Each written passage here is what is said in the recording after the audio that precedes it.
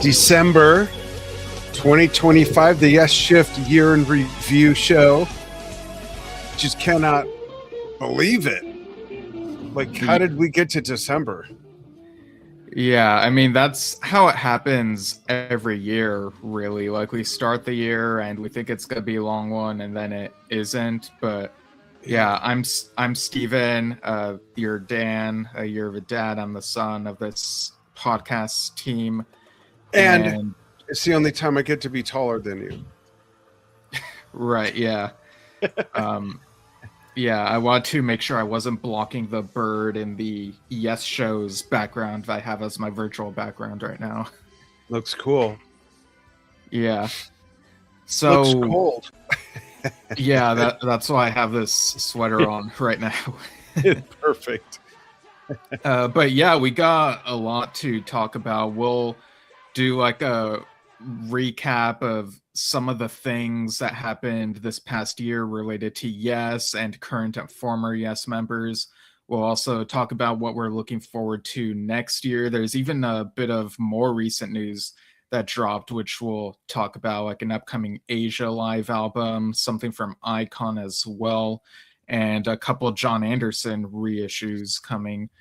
But first off, I just want to like let people know, and maybe some of you who are friends with me already know this, but last week I had to take time off because my dog Elias passed away. I had to say goodbye to him, and then he passed on, and so that's why I had to be absent for a bit. And I've been gradually coming back and readjusting and whatnot. But yeah, he was just for probably like almost every Yesshift episode, chances are Elias was here in the room with me or somewhere nearby, in the background while we've recorded some of these. There have been exceptions, like when we've done lives in a vehicle or like in outside of a concert or something. But yeah, I of course named him after Elias of Sun Hillo, my favorite, still my favorite, I would say, Yes member solo album. But whenever I hear or read the name Elias, I think of my dog first. So, having him for 17 years and taking care of him. So it's been a lot. But yeah, I just want to let people know, because in case anyone was wondering why I had to be absent last week, Yeah, 17 years is a very long time. His whole lifetime, like just from a puppy. Yeah. So, I've been gradually getting back to things, and what I do is like in his honor and whatnot. Never gonna forget him. Absolutely. Great. Well, we are happy to be back, and again, I can't believe we're recapping the year. You want to start with the new stuff, though? The new news that recently dropped this week? Well, I was thinking of getting into those as we sort of go through this timeline. Okay. But I think we should also sort of mention, like, this was sort of the first year where we lost a few people who've been on our show, and they were Johnny Bruns was one of them, John Lodge was another, and Dave Cousins. Yeah. And we'll have a bit more to say about them as we go through this. But I actually recently listened to The Bridge, the Cousins and Willoughby album that recently got reissued. So yeah, I kind of wanted Willoughby on, which was great. Yeah, we had Brian on recently. Yeah.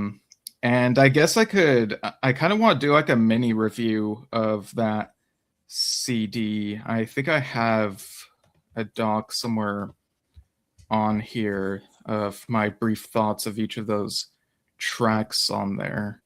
Let me see. Okay, yeah, here it is. So it has the 10 tracks as well as the 5 bonus tracks.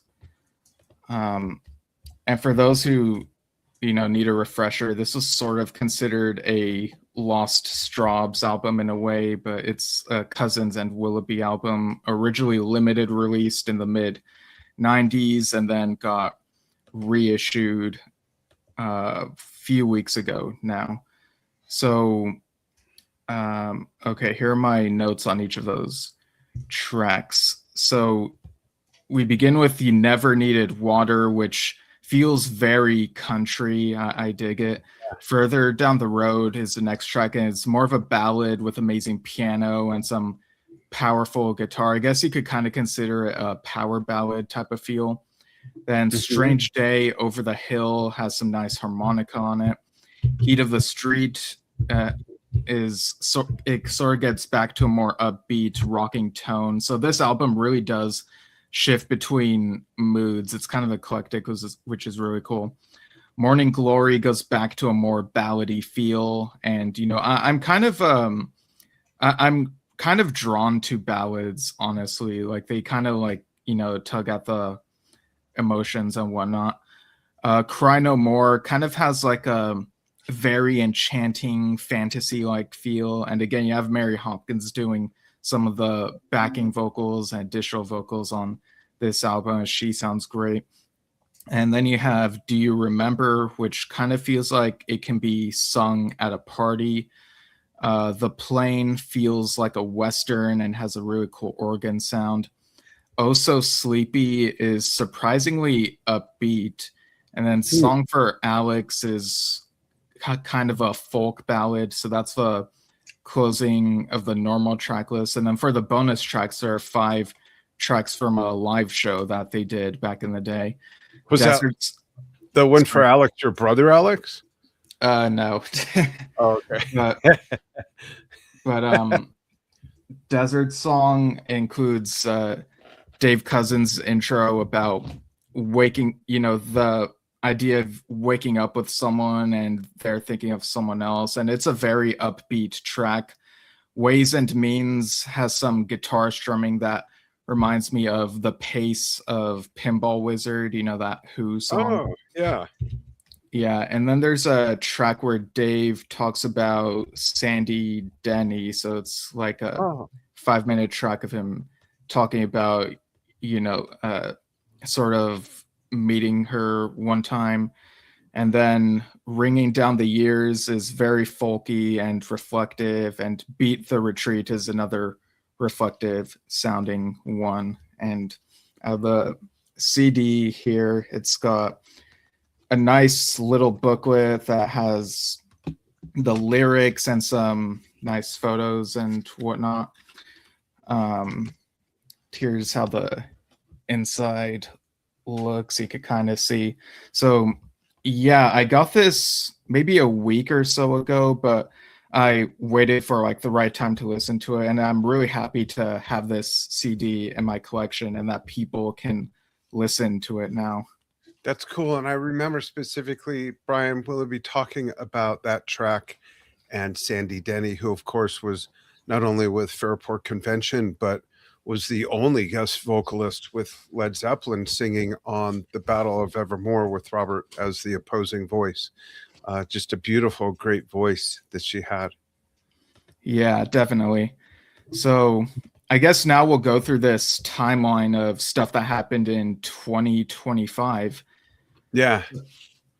Yeah. So in January, we had the launch. Wow, wait a minute. That was almost a year ago. Yeah, that was crazy. I was like, whoa, I thought he launched it like midway through the year. Yeah, it seems like 3 months ago or something. That's funny.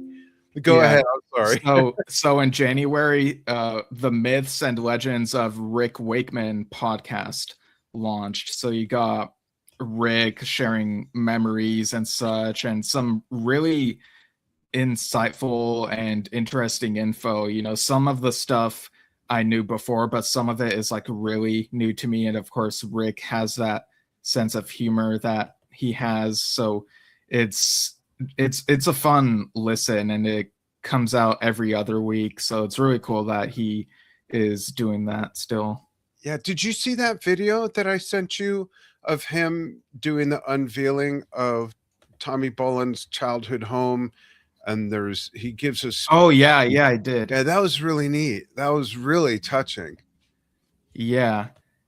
Yeah, I think you sent that to me a few days ago, if I Yeah. remember correctly. Yeah. Yeah. For those who didn't see it, Rick, they were really good friends, and I never knew that. And Rick gave a really nice speech about him, and then pulled the cord, and it unveiled this beautiful plaque on the home that was Tommy's, I believe, childhood home, maybe even where he was born. So that was really neat. And then January through May, we get the Pete Roth trio with a new and up and coming drummer that a lot of people seem to like, named William Bruford. Yeah. Which is really neat. I still have people come up to me, whether in person or online, saying, "Hey, I heard Bill Bruford's like out of retirement." And it's like, even some more what I would call average music fans, but who are familiar with old Yes and with Bill being in King Crimson, were kind of taken aback by it. It's really neat that not just musos are taking notice and paying attention and appreciating that. It's really cool. It says a lot about Bill. We need to get him back on again on Drum Talk TV and Yesshift, both of them together, of course, at the same time. Yeah, and it's really cool whenever we see video clips of those Pete Roth trio performances. He really does look like he's having fun. He's something I've always admired about Bill is he's always been very to the point of what he wants. So when he feels like he's contributed to certain bands enough, he feels like he can move on from them. And so he's trying this, which is a newer thing. And he really does seem in his element. Yeah. I wonder, I want to talk to him on the show again, because I want to know what was. Yeah, I think we all do. Yeah, like what got him out of the house again to do that? What did Pete say to him that Bill said, "Oh, all right"? You know what I mean? Like maybe his wife nudged him and said, "Come on, you ought to get out, and it's jazz." And I don't know. I just think it's a really neat story that I've not heard the full explanation. I'd like to talk to him about it on the show.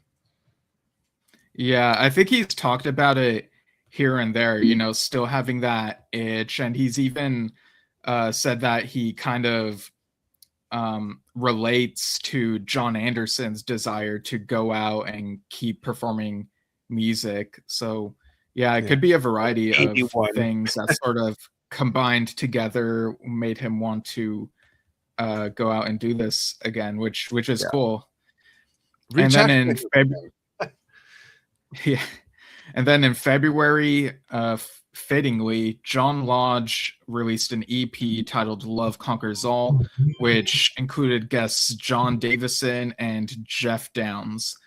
Yeah, that was a really great listen there. And of course, John Davison being his son-in-law, like he was so involved with the tours that we'll also mention as we go further down this timeline.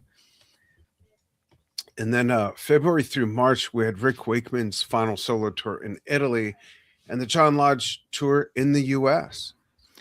Yeah.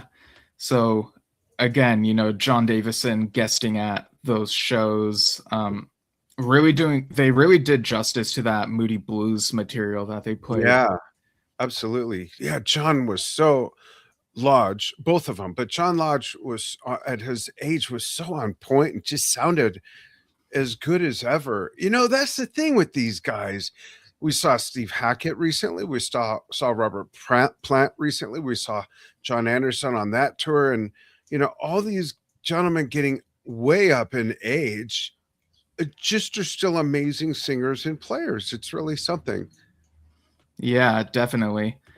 And then in March, we had the release of the Close to the Edge Super Deluxe Edition. And then about a week after that, I think it was the release of John Anderson and the Band Geeks live Perpetual Change, which was from one of their earlier tours.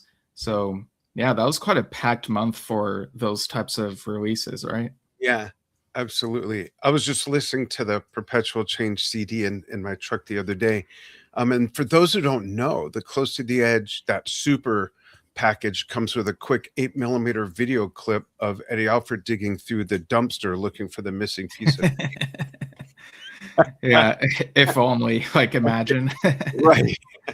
Who knew that that moment would have been so legendary? You know, like that's just one of those things you just don't know until something becomes what it became. And who knew Close to the Edge would become such a pinnacle piece in prog rock music and so many years ago, and at the same time be something where Bill felt this is as far as I can go with this. What else is left after this? You know, it's such an interesting album and period right there of what happened, you know.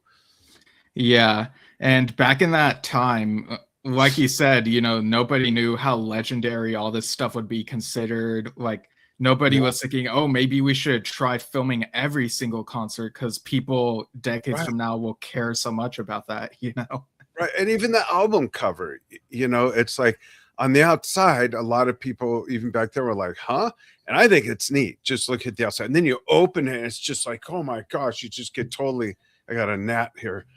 It just totally sucked in. And I was always looking to see like who's on the little boat and I wonder what's in the hut. You know, it's such a neat thing. And there's been a couple other iterations of it as well, which are really neat. I've Right. not listened to the studio version in quite a while. I should revisit that. Yeah, he definitely should. Yeah. And then March through April was Rick's final solo tour of the US.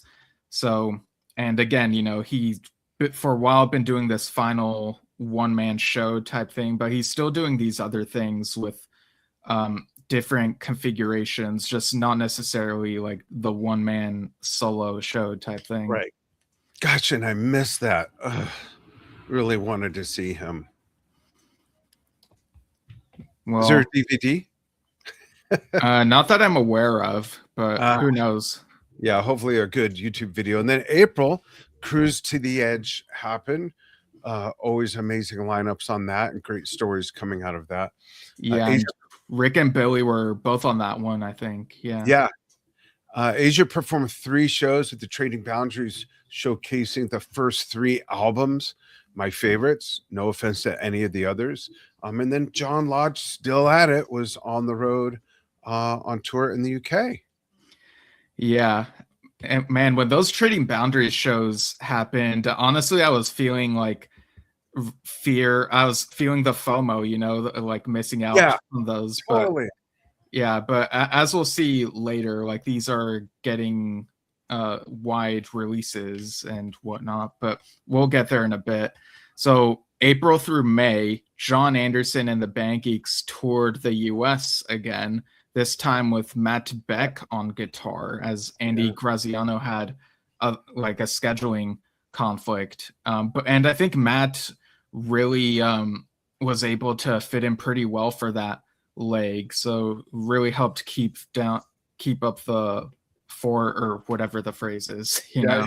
He was a great guest too. Yeah. And the way he explained his guitar work and how he plays left-handed but does not restring the guitar and is basically playing it upside down, that was just brain bending. That was amazing. And I saw some footage of him playing with them too. It was great. Really good job. Yeah.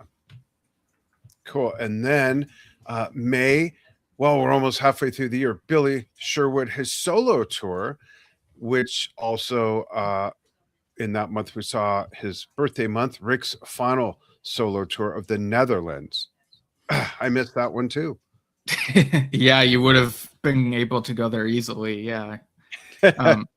And Billy's solo tour, like we were able to talk with him a little bit ahead of that, and he was really excited about it. And I hope there's a recording of it. I'd love to hear like the whole show. And I remember I think he was hoping to like maybe do another leg at some point. So hopefully we'll be able to see something like that closer to our neck of the woods in the Yeah, that'd future. be great. He's such an audiophile, you would think he would have made sure some shows were recorded. Yeah, well, maybe he did, so we'll see. And I want to read a couple of comments real quick. Bob Lee says, "Hi guys, been a minute. Thanks for all you two do. Merry Christmas." And Metalander says, "Happy holidays, guys." Thank you very much. Thanks. Yeah, we very much appreciate y'all following what we do. Yeah. And then in June, Rick had his final solo tour of Scandinavia. And then XOX Xeno released the album Luminous Voyage. Now, of course, this is Craig Marr, whom I got to interview on this show. And the album also features Billy Sherwood, Jay Shellen, and Patrick Moraz. And it's a really cool album, has some of that stadium rock feel. And I think one of our followers, a friend of the show, mentioned that, you know, not enough people talk about this album. And I agree. People should definitely check it out if they haven't already. Luminous Voyage by XOX Xeno. And then that same month saw the release of Shining On, Pink Floyd Tribute Collection, which basically compiles the previous released Metal Reimagined, which had Jeff Downes and Rick Wakeman. Return to the Dark Side of the Moon, which had Billy Sherwood, Steve Howe, Bill Bruford, Alan White, Jeff Downes, Tony Kaye, Peter Banks, Jay Shellen, and also it's Tony Levin here. And look at that. Wait, back up. Look at that lineup for a minute. Imagine that lineup for a show. I mean, like another union thing with all those guys. That would just be amazing. I'm just reading that again. Sherwood, Howe, Bruford, White, Downes, Kaye, Banks, Shellen, and Levin. Just what a lineup. Yeah. And you know, some of them were on like different tracks for this thing, I'm sure. But man, just the image of all of them on stage, it really sparks the imagination. Absolutely. And then Still Wish You Were Here had Sherwood, Downes, Wakeman, Kaye, Moraz, and Levin. And then later in June, we had the Pete Roth Trio performing in Japan.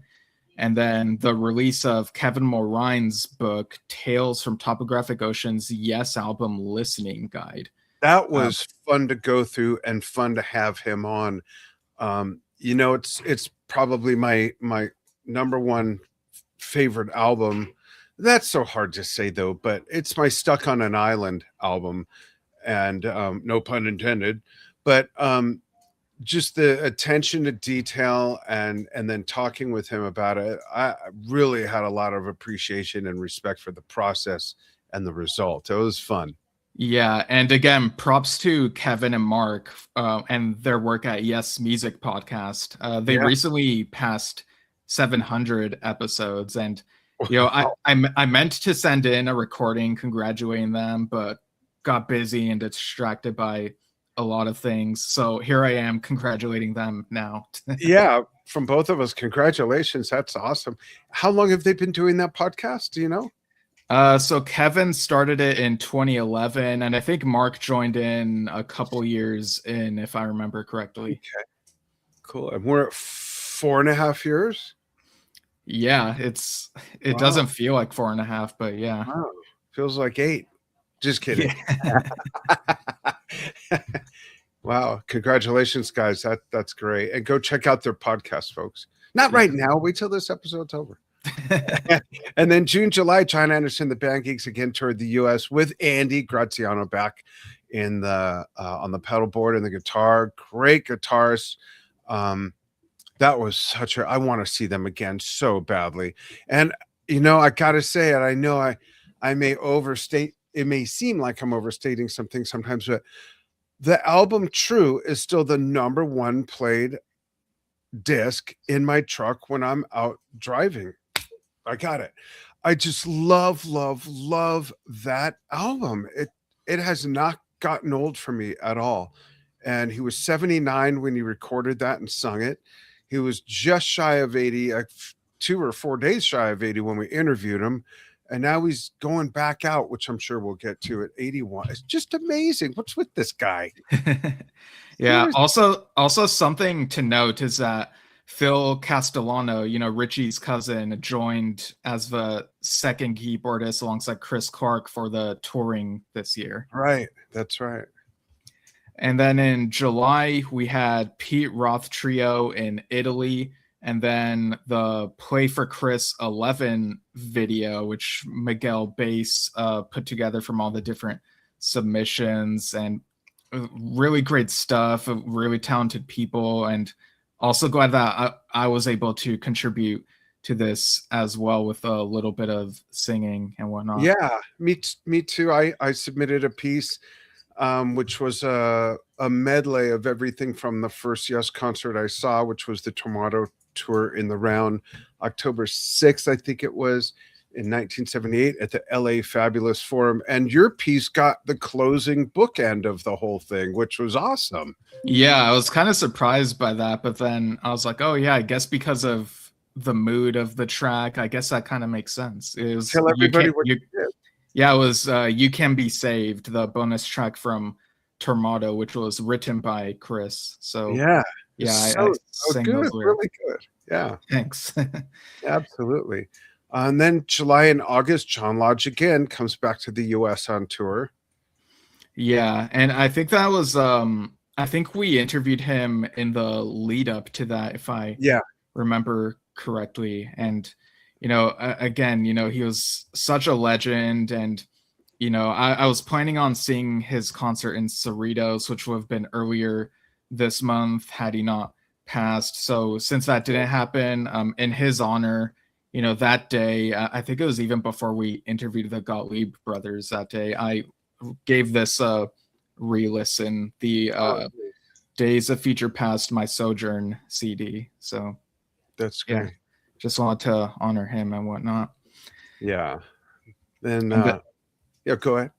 And then in August, Trevor Horn's band performed at Fairport's Crop Ready convention, and Patrick Moraz appeared in a video reflecting on Bob Moog. And then there was Preston Fraser's book, Yes, Indeed, Tales from Yes Without John Anderson, which basically covers the era of Yes post John Anderson. So from the first one? Yeah, so from it covers Drama, and then it covers those other albums like Fly From Here onward. Yeah, which is a neat idea because I feel like those eras aren't covered quite as much in there's really not much spotlight on those. Do you have that? I have not read it yet. I read an excerpt, and then I don't know, like stuff came up and whatnot. But yeah, it's something I definitely want to give a full read. Yeah, me too. Interesting. That's cool. That is a neat idea. September, we had Lightspeed released their album Delta, which includes Oliver Wakeman, Steve Howe's Portraits of Bob Dylan, and Natural Timber re-released. And we reviewed those. Alan White's Ramshackled re-released, and Yes Stuff released by the Gottlieb brothers. Yeah, so that was quite a packed month for releases. And I've mentioned before, Delta is a great sounding album, and we reviewed those How albums, and Ramshackled is definitely different, but I still think underrated. If you go in expecting different stuff, you might enjoy it. And the Yes Stuff books, the work that they're doing with those is just so cool. I love the layout, the photos, and the blurbs. It's a really cool ongoing series. Absolutely. And then September through October, the Pete Roth Trio toured Europe. And in October, the track Owner of a Lonely Heart was featured in the Netflix series Monster, the Ed Gein story, which I've not watched that full series, but I watched the clip, and it's a really strange montage type of thing. It's really weird thing to include the song in. I was going to ask if you felt the tie-in made sense, or was it disconnect, or did they just Well, release a popular song? I think they were trying to go for like Ed Gein is alone now or something, Oh, um and I don't know, like the music video for Owner is sort of weird, so I kind of wondered if they figured the music video is weird, so it's fine if we include this in this weird series type of thing. So I don't know, but Metallander also says that Progstock was in New Jersey in October too. Oh yeah, that's right. Yeah, I think Patrick was originally scheduled for that, but due to health reasons could not make it to that. But still, like, really great prog acts there. I caught a few of the live streams, and it's a really cool way to discover less bands I'm less familiar with. So really cool. Absolutely. And also in October, Rick's Return of the Caped Crusader tour took place in the UK. And he also released his album Melancholia, which we released. And there's also we reviewed. Oh, did I say something else? You said released.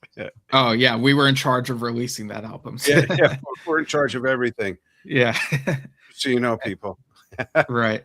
And then the Straubs documentary premiered at a place in the UK, and this documentary, I know that they interviewed Rick and Oliver and maybe even Adam as well. You know, this came out after Dave Cousins' passing, and I hope that this gets a wide home video release at some point, because I've been wanting to watch this ever since it was first announced a couple years ago. Mm-hmm. And then we had Levin Torn White. That album became available on Bandcamp, and I got the vinyl and reviewed it here on the show. Really neat, really weird stuff. Like, it definitely skews closer to King Crimson than to Yes, in my opinion. It's really cool. And then for October, there are also these re-releases of 90125 and Big Generator. And there's also a high fidelity reel-to-reel release of the Yes album, which is, I'd be curious, like, how many people sought that out? Because, you know, that format, it's kind of, at that point, it's mainly a collectible item, you know? Yeah. Is it quarter inch, do you know? I don't know off the top of my head. Because I do still have my quarter inch reel-to-reel player. Okay. That's interesting. Huh. That's what all my Yes bootlegs are on. And Led Zeppelin bootlegs and a couple Genesis bootlegs. That's interesting. That is an interesting release. I wonder what the motivation was, and where did they find tape to put it on? Like, that's just weird. It's just weird. Anyhow, October, November, we saw Trevor Horn's UK dates. Trevor's still at it. And the Yes Fragile album tour in the US. Yeah. That got some really great reviews that I saw, by the way. Yeah, I kind of went in being like, okay, they're going to play these songs that I've seen before time and again in concerts and in live releases, but I ended up being pleasantly surprised by the way they played certain things like Wondrous Stories, and like they had a few Tormato pieces in the, you know, the second set. You know, they played Fragile pretty well, but I think the eclectic set was a bit more surprising for me, you know, so it was a great vibe overall. I don't remember what was in the Tormato part, because I didn't see it, folks, because Steve Hackett played in Phoenix the same night, and I really wanted to see Steve. I'd seen Yes many times. I'd never seen Steve. Right. Yeah, I'm looking up the set list to refresh myself, but yeah, like Steve Hackett and Steve Howe in the same town at the same time. I kind of wonder if maybe they had lunch at Denny's or something, you know? Right. They could have met up if they all knew they were there. Definitely. Yeah. So the set list included okay, so the eclectic part of the set list was the first half. Okay, I misremember. I thought Fragile was the first half, but anyway, so they started with Siberian True, and then the Tormato songs right after that were On the Silent Wings of Freedom, which was still the abridged version, but it still sounded pretty cool. and then Onward and Madrigal. And then they played Soon, but it was preceded by like the end of the battle section of Gates, which I thought was a really surprising touch. And then Wondrous Stories, Circles of Time, and Tempest Fugit. So, wow. Yeah. How interesting. Neat. Yeah, I really enjoyed that concert and the merch that I got. That's cool. And then in November, the Yes Richfield Coliseum 1978 concert audio was added to the Yes official YouTube channel. I've had that since that year on Reel to Reel, and it's my favorite Yes bootleg. It's so good and so clean.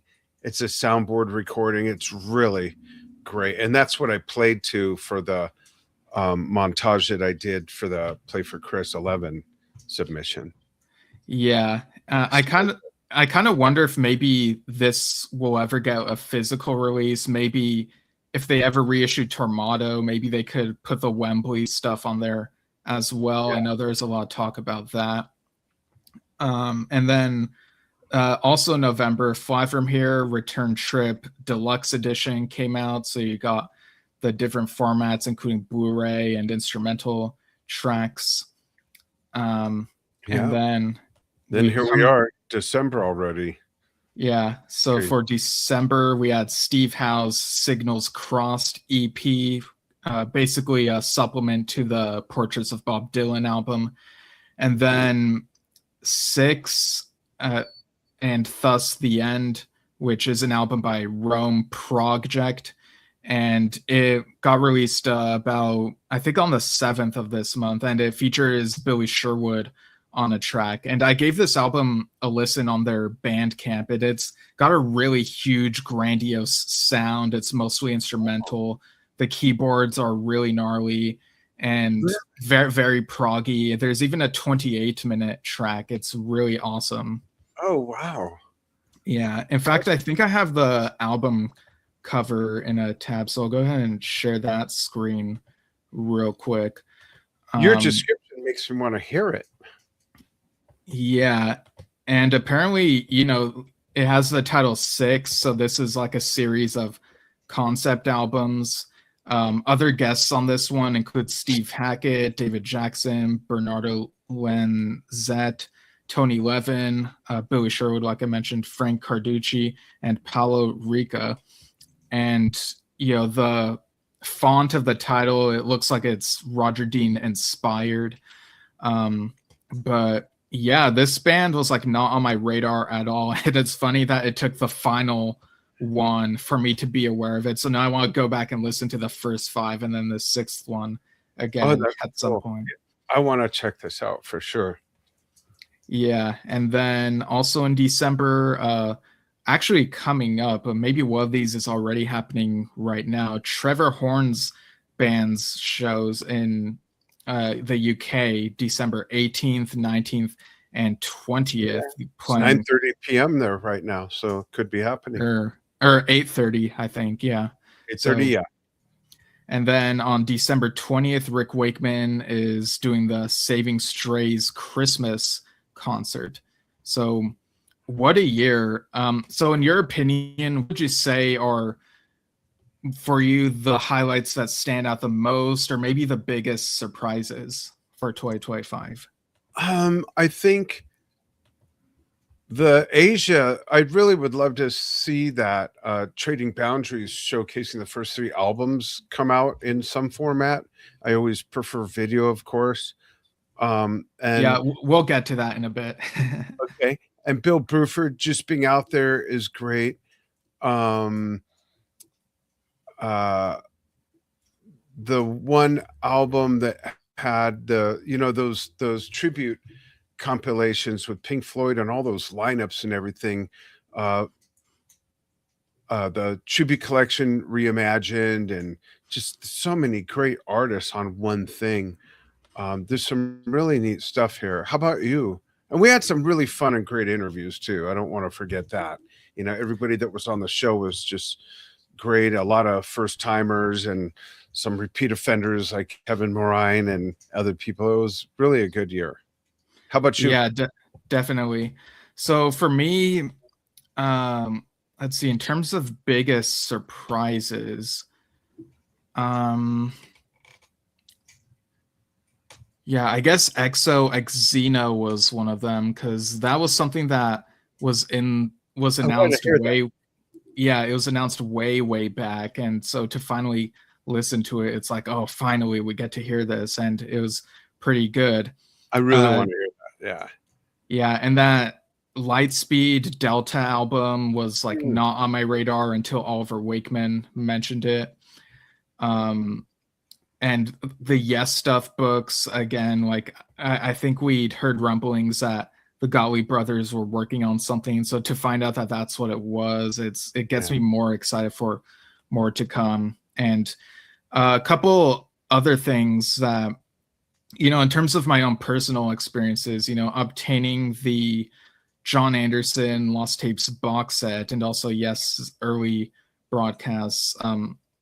Those were things that I wanted for a while, especially John's Lost Tapes, because I wasn't sure if I'd ever get that, like ever, because it seemed like it was lost to time. But to finally get that, it was so great. Yeah. And even outside of looking back on other releases outside of the Yes sphere of the past year, there are some really great prog releases. Like we talked about, like you interviewed Ted Leonard last week about that new Spock's Beard album, the Archie Optimist, and it's such a strong prog album.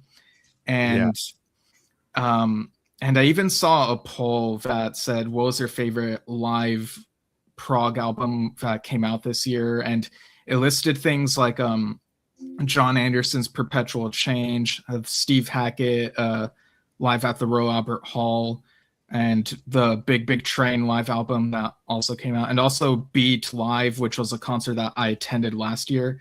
Yeah. And they're all great, but I think my favorite of those four is the Big Train one because it was so new Mm, to me. All that music was not yeah. as familiar to me, and so I'm always like pushing for newer stuff, even though I still appreciate the more familiar stuff. Absolutely. Yeah. Oh, and Meadowlander also mentioned Rick underwent surgery in November, so yeah, Oh, that's definitely glad that right. he came Yeah. out of that okay. Yeah. All Cool. right, so I guess now we'll go into what we know for sure is happening in 2026, and then a few question mark things that seem like they might be happening potentially in 2026. So Right. Jan- January, yeah. I wasn't sure Symphonic. if you want to go first, but Oh, go ahead. okay. Symphonic Live to be released January 23rd. Now, is that different from the Amsterdam thing? Yeah, it's that show. It's getting a re-release, and it's gonna Oh, be on CD, Blu-ray, and vinyl. And apparently, this will be the first time that that version of Ritual is on vinyl. oh, And interesting. yeah, so I've already pre-ordered mine, and we'll be having Bob Seska on the show on January 24th to talk about this. Yeah, the So cover artist, for those who don't know. yeah, and it comes with these art cards as well, so that'll be really cool. That's cool. And Pete Roth Trio out in the UK again, touring. Yeah, man, I really would like for them to come to the US. I'm Yeah, getting FOMO because it's like, man, all these other people get to see him, and it's really cool. totally. Oh, I would love that. Indeed. Yeah, and then in February we get the Tales from Topographic Ocean Super Deluxe Edition on February 6th, and Pete Roth Trio performing in Spain.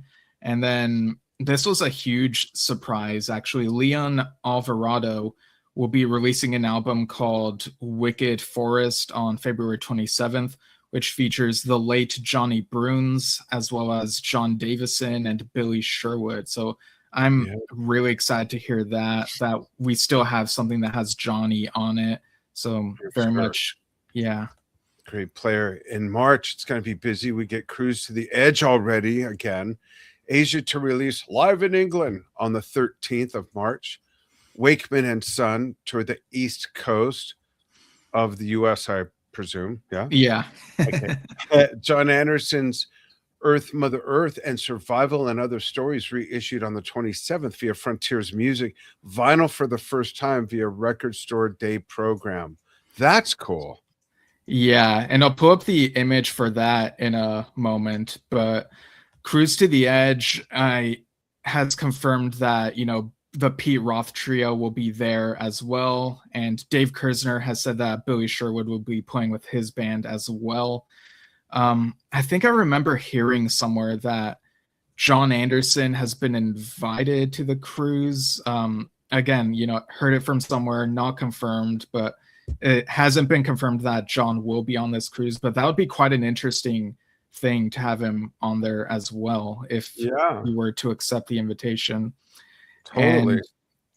And the Asia thing. So this is what I was sort of alluding to. I'll go ahead and share that tab. So the Live in England concert, that's the first night of those Trading Boundaries concerts, in which they played the original Asia album live. So there's the Blu-ray, the CD, DVD, there's a shirt. There is a limited to 90 copies only gold 2 LP, and there's a blue one as well, black one.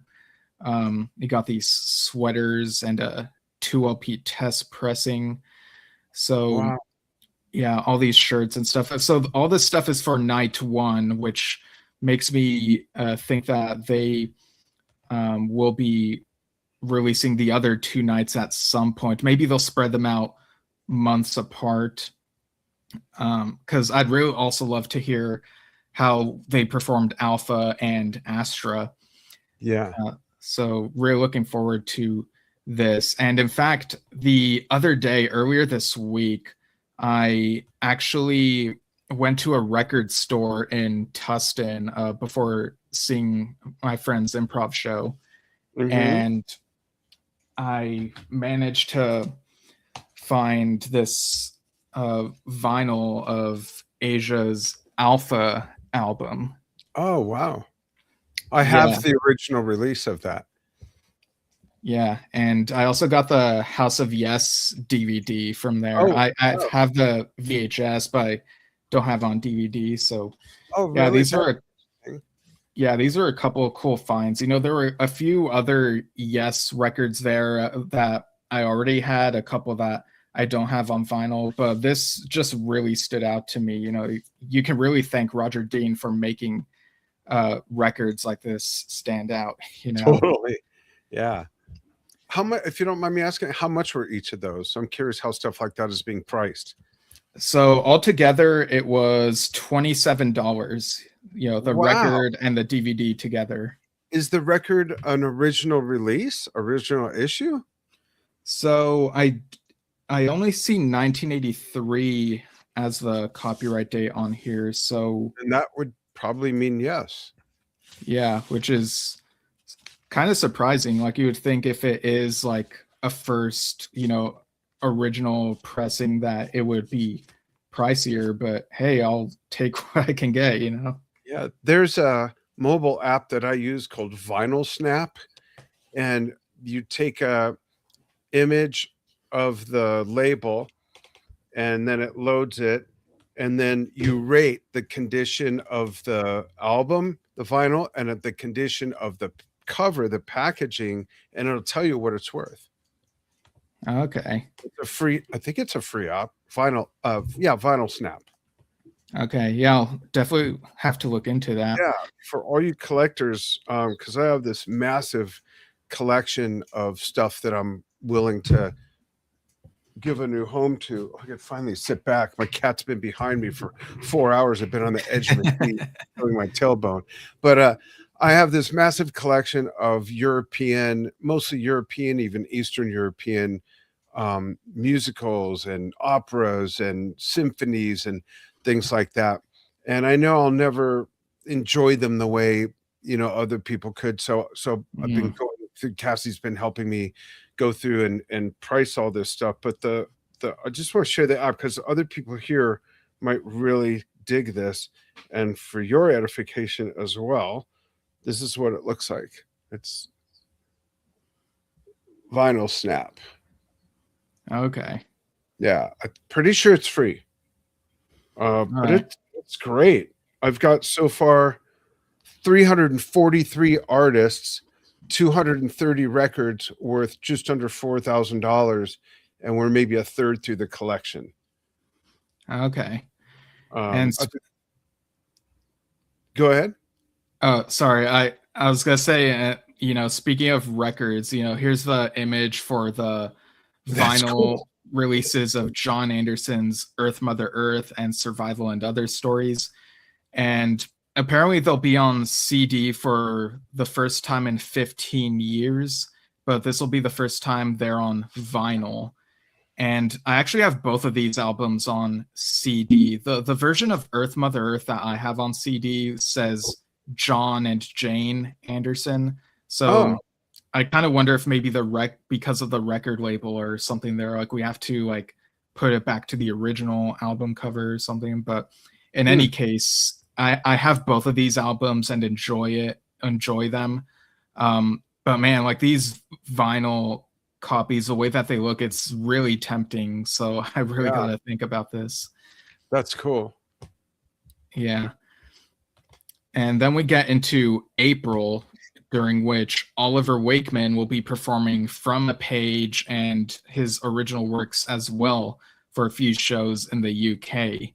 That's really amazing. Like From a Page, some fans list it as their favorite release of new Yes music within the past 20 years. And it's great that it's getting its due in the live setting. Yep. And then April, May, we get John Anderson and the Band Geeks tour the East Coast. Please come back out the West. I really want to see that again. New album coming out, I believe. We've heard possibly. Yeah, we'll get to that. Yeah. Yeah. And then, yes, we'll be doing a Fragile UK tour.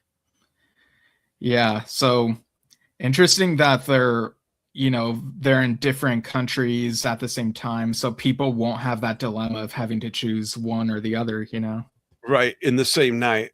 Yeah. And then in May, the Pete Roth Trio will be performing in Quebec, Canada on May 30th. And in June, they'll be performing in the UK.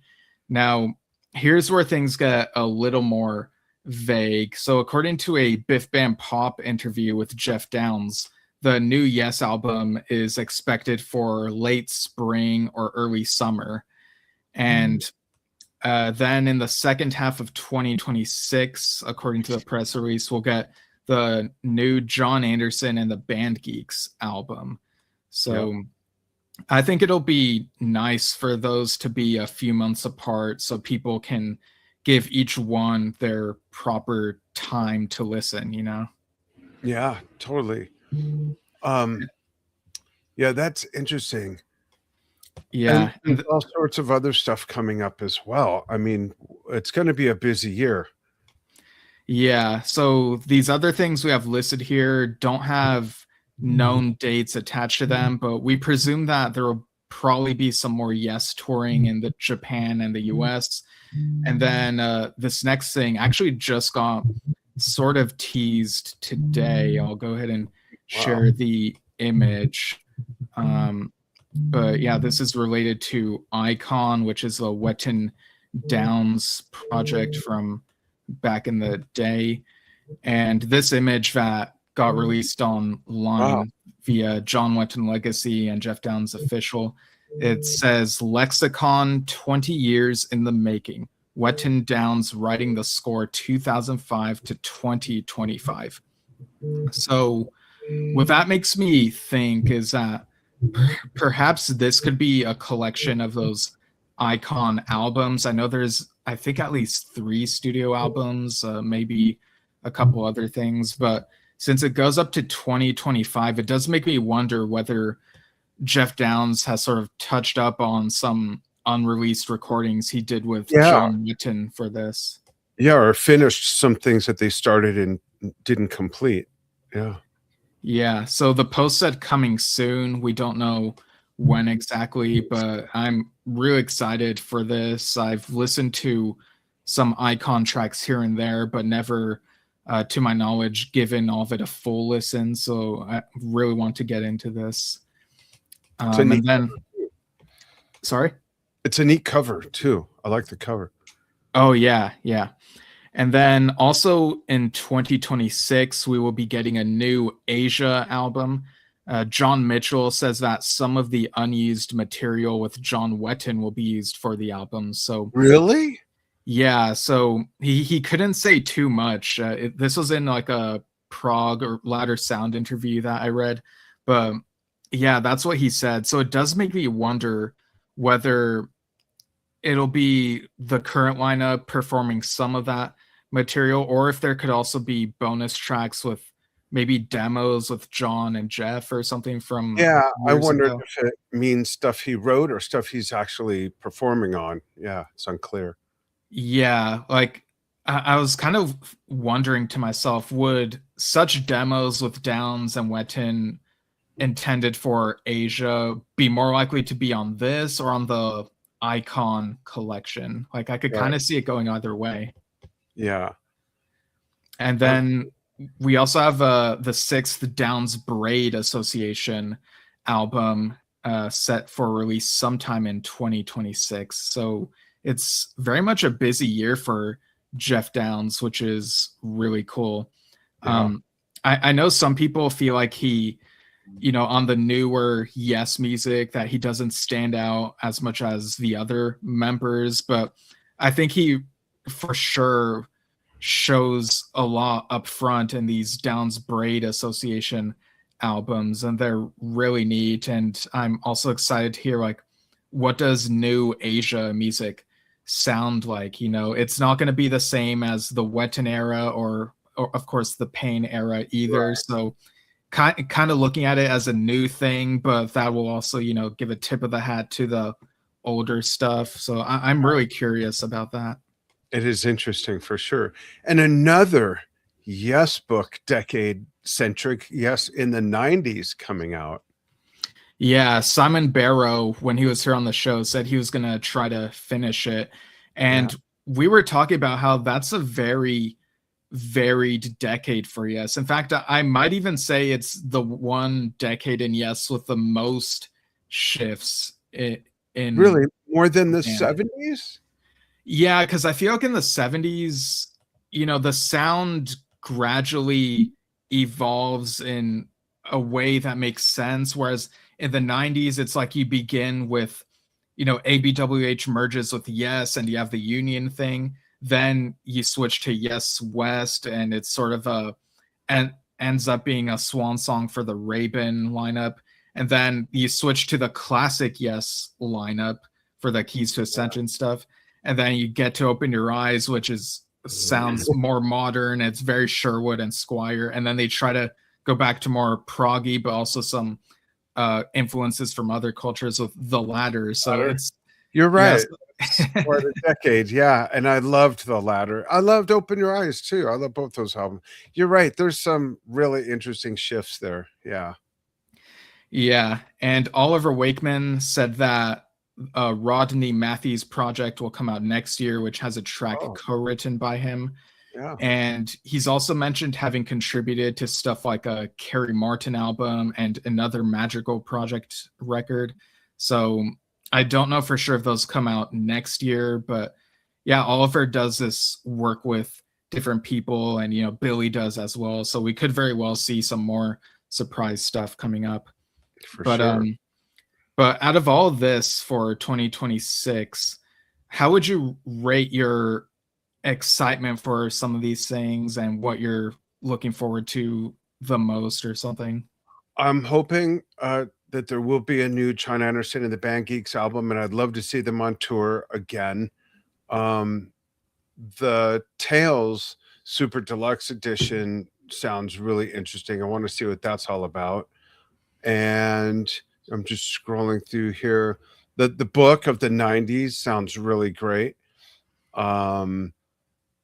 and the whole, one of the last things you mentioned, the John Wetton being included in some of the Asia, whether it's just his material he co-wrote or him on it, that's very curious. Yeah, it's a New Age huge question album, mark. yeah. Yeah. How about Um, you? What are some of the things you're looking forward to the most? yeah, for me, it's always the new albums first and foremost, like the new studio albums. I've become a fan of DBA over the last few years. The new Asia album, that'll be the first album of new Asia material since 2014 or 15, something like that. Probably the biggest gap between Asia studio albums. Yeah. And then um of course the new Yes album and the new John and the Band Geeks album. I'm very excited for both of those. I feel like with John's material, I can kind of get an idea of what to expect, the type of material he puts out, and it's gonna be great. But with Yes, it's always a question mark, like, okay, where are they gonna do? Yeah. It's also been a longer amount of time since the last Yes album than since the last John and the Band Geeks album. So Right. it's gonna be a pretty interesting year, especially this being the first year that those two camps are releasing a new album in the same year. Yeah. Interesting to see how those both go over. Yeah. Cool. Well, I can't believe we are actually saying this is the last, I think it's the last show of the year, right? Yeah, Yeah. unless something really huge comes up and we're like, Right. oh, we can't wait for Right. this. Exactly. And we want to wish everybody very, very happy and safe holidays, and extremely fruitful new year. Yeah, And and I see Arthur Mamboka in the comments says happy holidays. So thank you very thank you. much. Thanks. And just for a point of clarification, it's Happy New Year, not Happy New Year's. You get This again. one. This again. You get one new year. It's Happy New Year. It's New Year's Day, apostrophe, possessive, not plural. It's New Year's Day, and it's Happy New Year. And we are wishing you many Happy New Years, and especially this coming Happy New Year. That makes sense? Yeah, sure. All right, Steve, tell them where they can follow us and write us. You can follow us at Yesshift on Facebook and YouTube. Go to anchor.fm/Yesshift, see the podcast apps we're on, and you can write to us via yesshiftpodcast@gmail.com. And yeah, we'll be back sometime in January, and we'll be posting and such. So definitely looking forward to whatever may come for the show in the new year. Yeah, and thanks for watching. If we're watching the archive or the live simulcasted on Drum Talk TV, I'm the founder of Drum Talk TV. Steve is our main guy. Steve does the Friday news shows with Shai Lee that you might know him from on Drum Talk TV, but he's the one pushing all the button, flipping the switches, and pulling the levers, twisting the knobs, and everything else, producing everything we do, and in charge of all of our content distribution at Drum Talk TV, running that team. So now you get to see him if you'd never seen him on the news shows doing his thing here on Yesshift, which we created just about 4.5 years ago. So thanks for following what we do on Drum Talk TV as well. Check out Drum Talk TV Brilliance. In fact, let's put this up there just for fun. Drum Talk TV Brilliance, it's a virtual playground for all types of music fans. We have some really neat stuff coming in the new year for fans. And we have a special right now, don't we, Steve? It's a crazy. Yeah, so if you use the code DTTVB111, you can get a year of Drum Talk TV Brilliance, the premium version, for just $12 for the year. So it's basically like you pay for 1 month and get 11 months free. So yeah, go to the yearly option and then put that code in. I'm typing it in. Yeah, in the comments. Yeah, say something while I type. Also, really great job to tribute bands who played the music of Yes this past year. And one of them, there's even that one band I saw, Project, which played a few Yes songs, including 5% for Nothing, probably the best live version of 5% for Nothing I've seen. But yeah, really great stuff all around. That's awesome. Yeah, big shout out to them.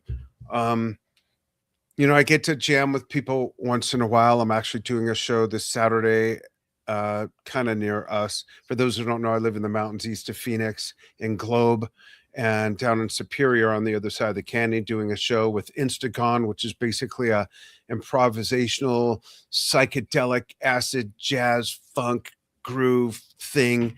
And I get to sit in on that once in a while. This will be, I think, my 17th time. Lob Instagon has been doing this for like 30 years, something like that. So it's always fun to be asked to sit in. And then I'm going down to Tucson with him again on January 17th, I believe it is. So if any of you want to check that out, watch for news from that. And I think I'm going to make a video at this show as well. I'm going to take my new Zoom camera, set it up, and show some clips and stuff like that. Lots of fun. But we appreciate you watching and following on Drum Talk TV as well. And you can check out drumtalktv.com. And thanks so much. And again, it's been a great year. Happy holidays. And follow both channels for lots of fun music related stuff. And we'll see you soon. Yeah, and European fans, check out Beats Summer Tour next year. Like you won't want to miss it if you love 80s King Crimson stuff. There you go. And for those of you who are in the middle of it, happy Hanukkah as well. Day 5. Yeah. Yeah. Right. Thanks everyone. Bye-bye. Happy holidays. Oh, we got to do this. Let's close with this. Ready? We got to turn this. Let's see where this is at just for fun.